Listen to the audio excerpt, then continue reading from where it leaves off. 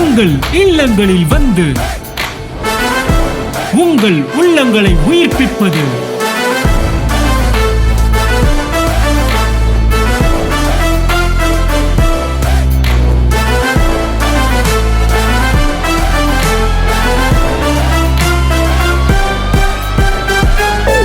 உங்கள் channel DJ.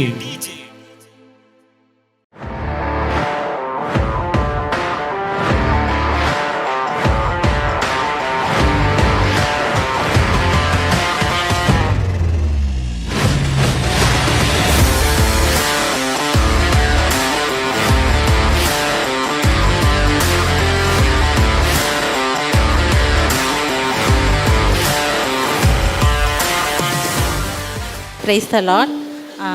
2019 ஜனவரி மாதத்துலேருந்து நாங்கள் ஏசப்பா எங்களுக்கு அப்பாவோட மெசேஜை ஃபாலோ பண்ணுறதுக்கு உதவி பண்ணார். அந்த ஞாயிற்றுக்கிழமை எங்களால் சர்ச்சுக்கு போக முடியல. இன்னொன்று, சர்ச்சுக்கு போவோமா, எந்த சர்ச்சுக்கு போகிறது, இப்படி பல குழப்பங்கள் எங்களுக்குள்ளே இருந்தது. அன்னைக்கு ஆன்லைனில் நாங்கள் யாரோடதையும் வாட்ச் பண்ணது கிடையாது. அன்னைக்கு ஆன்லைனை ஓப்பன் பண்ணும்போது அப்பாவோட மெசேஜ் தான் லைவில் வந்துச்சு. எங்களால் நம்பவே முடியல. அன்னைக்கு இருந்த கேள்விக்கும் குழப்பங்களுக்கும் அது பதிலாக இருந்துச்சு. நாங்கள் அப்போ எங்களுக்கு ஒரு தெளிவு கிடைச்சிது. ஓகே, நம்ம இவங்களோட கனெக்ட் ஆகலாம், இவங்கள ஃபாலோ பண்ணலாம் அப்படின்னு ஒரு கன்ஃபர்மேஷன் எங்களுக்கு கிடைச்சிது. இவருக்கு இந்த அக்டோபர் 26 வெள்ளி நைட்டு சனி விடிக்காலம் திடீர்னு உடம்புக்கு முடியாமல் போயிடுச்சு. ஒரு 3:30 மணிலேருந்து தலை சுத்தல், வாமிட்டு, நிற்க முடியல, உட்கார முடியல, நடக்க ஒன்றுமே பண்ண முடியல. நாங்கள் 2 பேரும் தனியாக தான் இருக்கோம். அப்போவும் நான் பதட்டப்படலை, பயப்படலை. ஏன்னா ஏசப்பா என்னோட இருக்கார் அப்படிங்கிற ஒரு தைரியம் எனக்கு இருந்துச்சு. ஏன்னா அப்பாவோட வளர்ப்பு அப்படி, எந்த சூழ்நிலையும் நம்ம எங்களை கலங்கிறதுக்கு விடலை. அப்புறம் ஒரு 7 மணி வரைக்கும் பார்த்துட்டு எங்கள் பொண்ணுக்கு நான் ஃபோன் பண்ணேன்.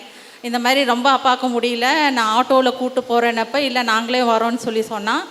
ஆனால் 10:30 மணிக்கு தான் பக்கத்தில் கிளினிக் ஓப்பன் ஆகுன்னு சொல்லிட்டாங்க. அப்புறம் 10:30 மணிக்கு நாங்கள் இவரை கூட்டிகிட்டு போகிறதுக்குள்ளார ப்ரெஷர் ஜாஸ்தி ஆகிடுச்சு. 200க்கு வந்துருச்சு ப்ரெஷரு. நிற்க முடியல, ஒன்றுமே பண்ண முடியல. வாமிட் ஒரு கவுண்ட்லெஸ், அந்தளவுக்கு வாமிட் பண்ணிட்டார். உள்ளன்னு குடலில் ஏதாவது இருக்குமா அப்படிங்கிற அளவுக்கு டீஹைட்ரேட் ஆகிட்டார். அப்புறம் 10:30 மணிக்கு அங்கே போய் இன்ஜெக்ஷன் போட்டுட்டு ஒரு 1 ஹவர் ரெஸ்ட் பண்ணிவிட்டு சரி வீட்டுக்கு போகலான்னு எந்திரிக்கும் போது கால் 2ம் இவருக்கு நிற்கவே முடியல. கால் இருக்கா என்னன்னு கூட தெரியல, அப்படி ஒரு கண்டிஷன். ஓகே, நம்ம இனி வீட்டுக்கு கூட்டு போகிறது சரி வராது, நம்ம ஹாஸ்பிட்டல் கூட்டு போயிடலாம். ராமகிருஷ்ணா போனோம். எமர்ஜென்சி வார்டுக்கு நேராக போயிட்டோம்.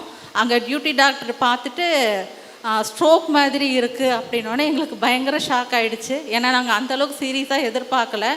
ஏதோ ஃபுட் பாய்சன் அப்படின்னு நினச்சிட்டோம். நாங்கள் டக்குன்னு நான் ஸ்பிரிட்டில் தான் கனெக்ட் ஆனேன். அப்போ அந்த மாதம் கொடுத்த வாக்கு தத்தம், அவன் மறுக்கையை போல் அவன் கை சொஸ்தமாயிட்டுன்னு ஒரு வார்த்தை கொடுத்துருந்தாரு. அதுதான் என் முன்னாடி ப்ரொஜெக்ட் ஆச்சு. அப்புறம் ரேமாவும் ஒரு வேர்ட் கொடுத்தாரு. அவரில் அன்பு கூறுகிறவர்களுக்கு சகலமும் நன்மைக்கு எதுவாய் நடக்குங்கிற ஒரு வேர்டு ரேமாவாக கொடுத்தாரு. அந்த வேர்டு என்னை பிடிச்சிருச்சு, நானும் அதை பிடிச்சிட்டேன். உடனே ரொம்ப கேஷுவல் ஆகிட்டேன். அந்த இடத்துலையும் சந்தோஷப்பட முடிஞ்சுது என்னால். ஏன்னா ஏசப்பா கூட இருக்கார் அப்படின்ட்டு. என் பொண்ணு கூட அம்மா என்ன நீ தெரிஞ்சுதான் இருக்கியா அப்படின்னு கேட்டால் நான் எதையும் கண்டுக்கல. எம்ஆர்ஐ ஸ்கேன் எடுக்க போனாங்க. வந்துட்டு இந்த மாதிரி லெஃப்ட் பிரெயினுக்கு போகிற நர்வில் ஒரு சின்ன கிளாட் இருக்குது, அதனால தான் இவருக்கு இந்த பிரச்சனை அப்படின்னாங்க. அப்புறம் இது ஹார்ட்டுக்கு போகிற நர்வு, ப்ரீத் பண்ணுற நர்வு 2மே பக்கத்துலேயே லொக்கேட் ஆகிருக்கு, அதனால் நீங்கள் ஹாஸ்பிட்டலில் இருக்கிற மாதிரி இருக்கணும். ஓகே, நாங்கள் இருக்கோன்னு சொல்லிட்டோம். ஒரு 4 days அங்கே இருந்தோம். 3rd டேவே டாக்டர் வந்துட்டு நல்ல ஒரு இம்ப்ரூவ்மெண்ட் இருக்குது, 10 நாளைக்கு உண்டானது இவருக்கு இன்றைக்கே இருக்குன்னு சொன்னதே எங்களுக்கு ரொம்ப சந்தோஷமாக இருந்தது. மறுபடியும் ஏசப்பாக்கு நன்றி சொன்னோம். இதில் ஒரு பெரிய விஷயம் என்னென்னா, இவருக்கு ஸ்ட்ரோக்குங்கிறதே இவருக்கு தெரியல. அங்கே ஹாஸ்பிட்டல் வீட்டுக்கு வர வரைக்கும் தனக்கு என்னங்கிறதே அவருக்கு தெரியல. அப்படி ஒரு சூழ்நிலையில் தான் இருந்தது. 4வது நாள் வாக்கரோடு தான் வீட்டுக்கு வரோம். எங்களை கொண்டு வந்து விட்டுட்டு மகளும் மருமகனும் கிளம்பி போயிட்டாங்க. அந்த இடத்துல கொஞ்சம் எனக்கு ஒரு கலக்கமாக இருந்துச்சு. ஏன்னா ரொம்ப ஆக்டிவாக இருப்பார், அவரோட வேலையை அவரே பண்ணிக்குவார். இன்றைக்கி நிற்க முடியல, நடக்க முடியல, இன்னொருத்தரோட உதவி தேவைப்படுதுங்கும் போது கொஞ்சம் கலங்கினேன்.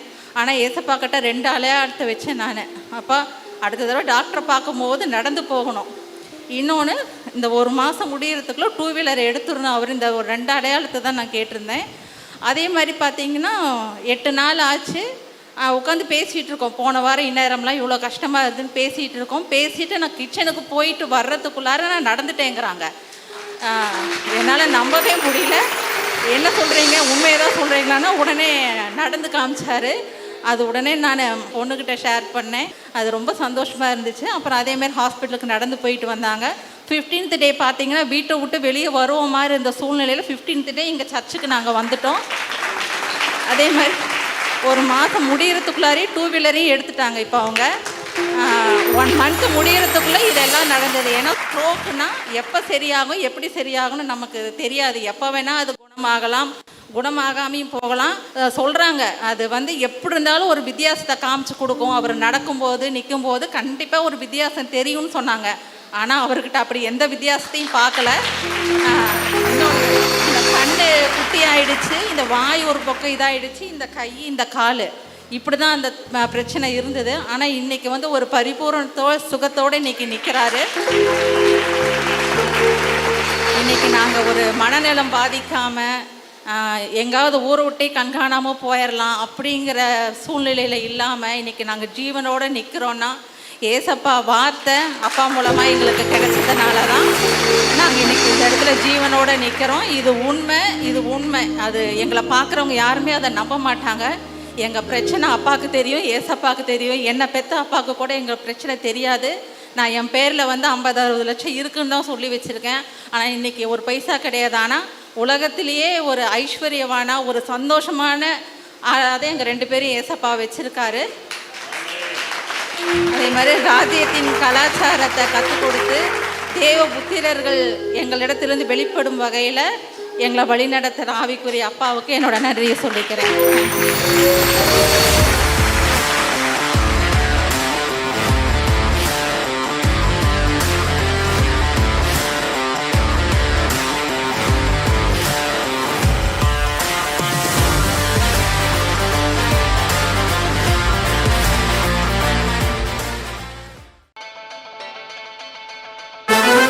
உங்கள் இல்லங்களில் வந்து உங்கள் உள்ளங்களை உயிர்ப்பிப்பது